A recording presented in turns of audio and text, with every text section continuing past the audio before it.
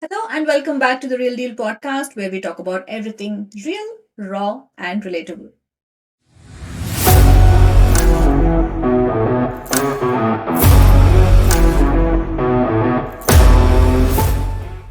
How many times have you said yes when you actually wanted to say no? I'm pretty sure the answer is countless number of times. And how many times have you pushed yourself past exhaustion just so that other people don't feel let down? I'm pretty sure countless times again. Fear of disappointing others is a very natural feeling. It's a very natural emotion that we all have. There is no exception. Everybody in this world go through this. So, let's start this episode by actually acknowledging you're not alone. We all have been there, we all have done it.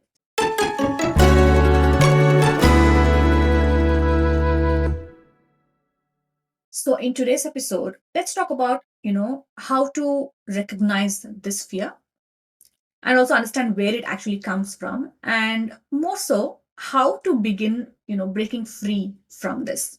So let's talk about how this fear of disappointing others actually looks like. If you're somebody who's always putting others first, even when it hurts you, it means you're doing it because you fear if you don't do it you're going to disappoint other people.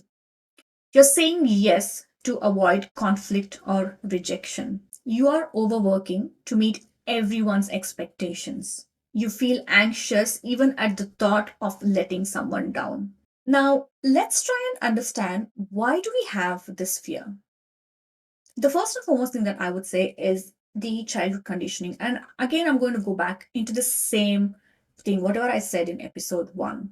So, in your childhood, if you were conditioned that you're going to be a good boy or a good girl or a good person only if you say yes to everyone, then that is something that you hold on to a very long time in your life. The next one is people pleasing. For the longest time in my life, I was a people pleaser. Like, no, the word no never existed in my dictionary. I would never say no to anybody. Yes was something that I associated with being a good person. I always thought be good means you should always say yes to someone, even at the cost of your own happiness or anything to do with you takes the next step. The first thing you do is for other people. And by doing so, I realized that my self worth was pretty much tied to how others see me. And I know a lot of us do it. So a lot of us are people pleasers. And the next thing why we, fear disappointing others is because of perfectionism. We think to ourselves, if we are not perfect, we are a failure. People are going to see us as a failure. But because we don't want people to see us as a failure, we start doing things which we actually don't want to. And we do that because we don't want to disappoint other people.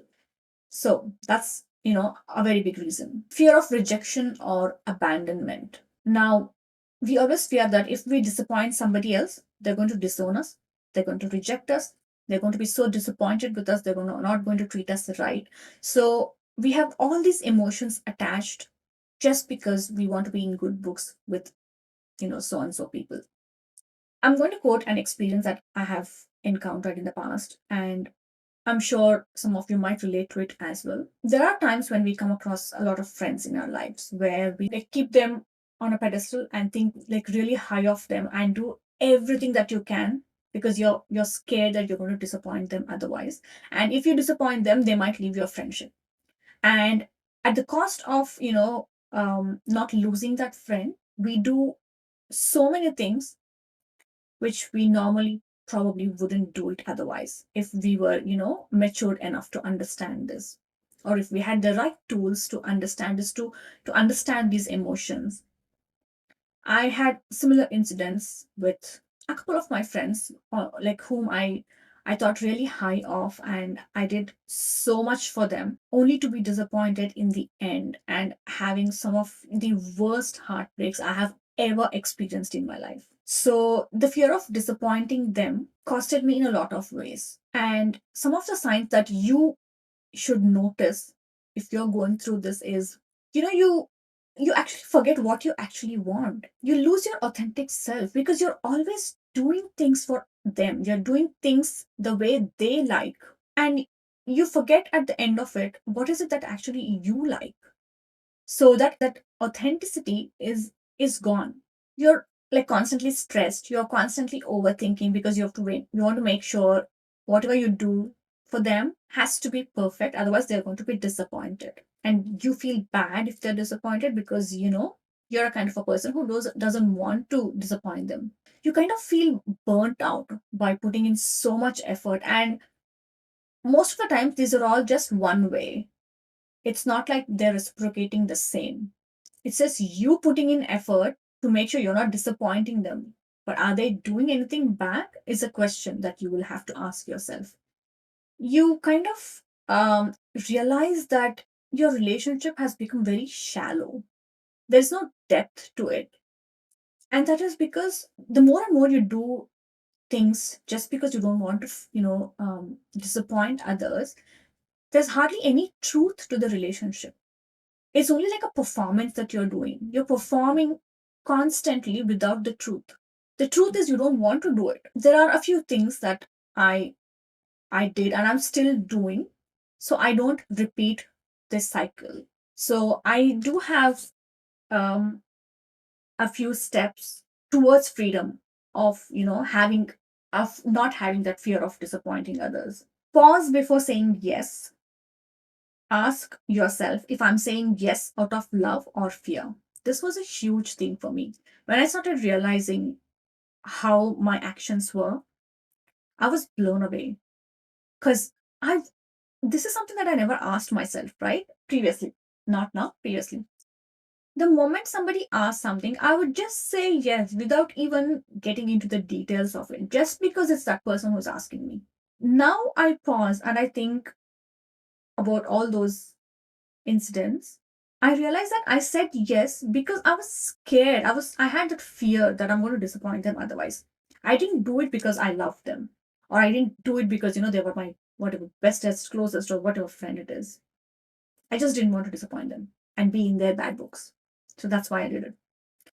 So now I've started pausing before I say yes, and I take my time before I say yes. Redefine disappointment. That is something which was a huge thing as well. It was very important for me to understand that I am not responsible for managing their emotions. Just because they are feeling disappointed with whatever I do doesn't mean I have to put in extra effort so they don't get disappointed. Them feeling disappointed for everything is on them.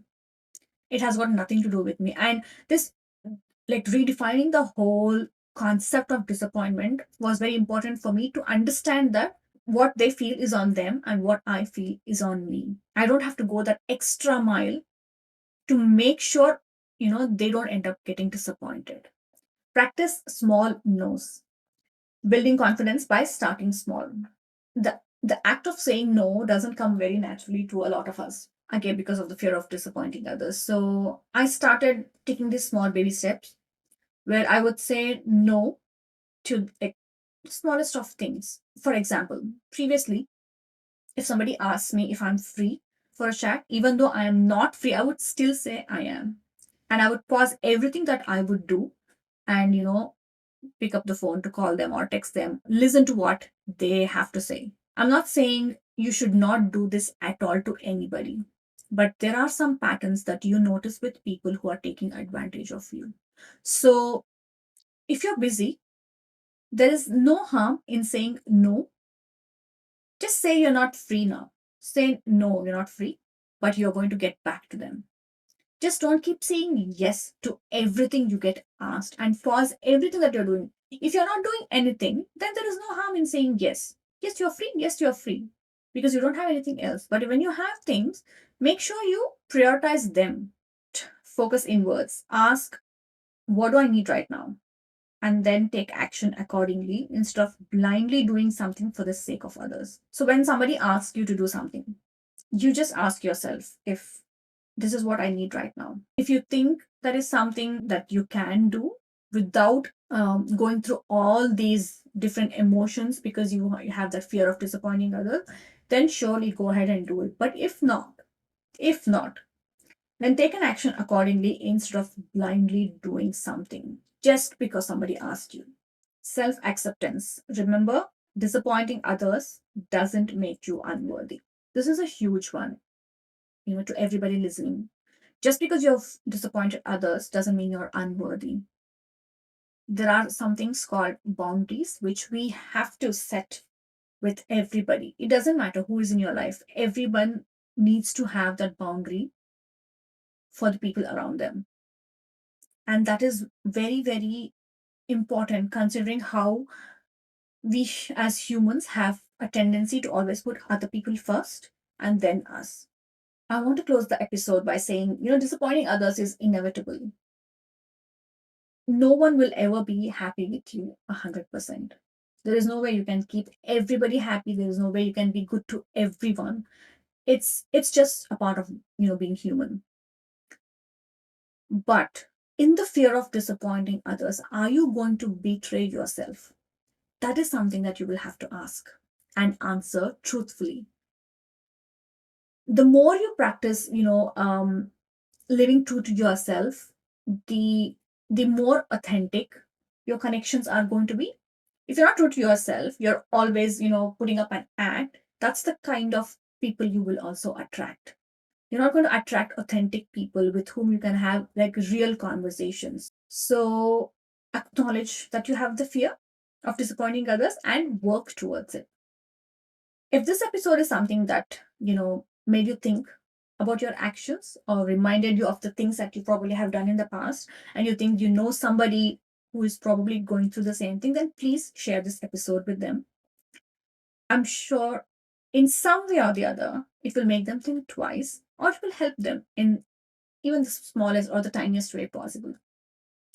I would, as always, appreciate if you can give me some feedback about the episode, about what you felt, about any constructive feedback that you have that I can do better. So you can take a lot more things away from these episodes. Then I would really, really love to know. So please DM me, text me, send me an email, or comment on the video or the audio link on Spotify. And yeah, just keep in touch. I will catch you again in the next episode. Until then, take care. Bye bye. See you.